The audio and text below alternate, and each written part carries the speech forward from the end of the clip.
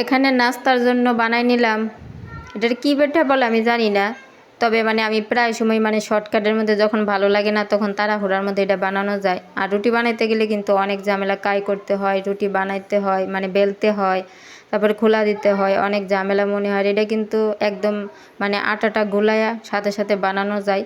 তো আসসালামু আলাইকুম, সবাই কেমন আছেন? আলহামদুলিল্লাহ আমি অনেক ভালো আছি। আর এই পিঠাটার সাথে আমি মানে কাইডার সাথে আমি একটু চিনি দিছি, তারপরে একটু লবণ দিছি, দিয়া তারপরে পিঠাটা একটু সামান্য একটু তেল দিয়া তারপরে বানাইতেছি। আর এই পিঠাটা খাইতে কিন্তু অসম্ভব মজা লাগে, অনেক ভালো লাগে খাইতে, শর্টকাটের মধ্যে তাড়াতাড়ি বানানো যায়। আর এখানে নিয়ে নিলাম ভুড়ি রান্না করার জন্য। তো ভুড়ি বলেন বট বলেন, কেউ ভুড়ি বলে কেউ বট বলে। তো ভুড়ি রান্না করার জন্য এখানে নিয়ে নিলাম। আর ভুড়িটার মধ্যে মানে বটটার মধ্যে যা যা মশলা লাগে, মানে রান্না করার জন্য যা যা মশলা দরকার, আমি বাটিটার মধ্যে সব মশলা একসাথে নিয়ে নিছি, কারণ আমি মশলা ব্লেন্ডারে করে নিছি।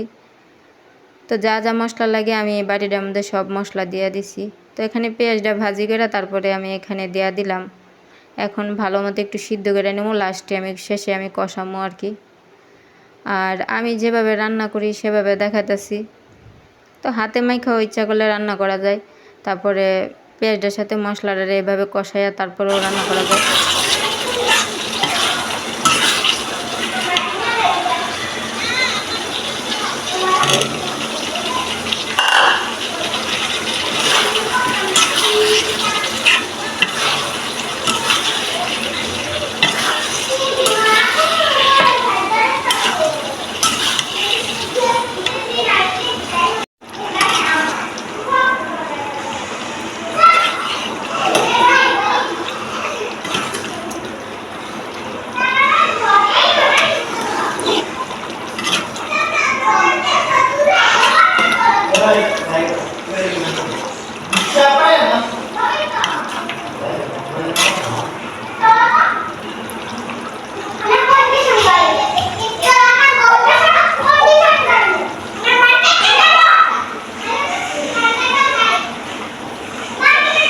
এখানে আমি বটটা রান্না করে নিছি, আর সাথে কিন্তু আমি আলু দিছি, আপনারা দেখছেনই। তো আমার কাছে আলুটা দিলে মানে অনেক ভালো লাগে, তার জন্য আমি সবসময় রান্না করলে আলু দিয়া তারপরে একটু ঝোল ঝোল করে রাখা তারপরে রান্না করি।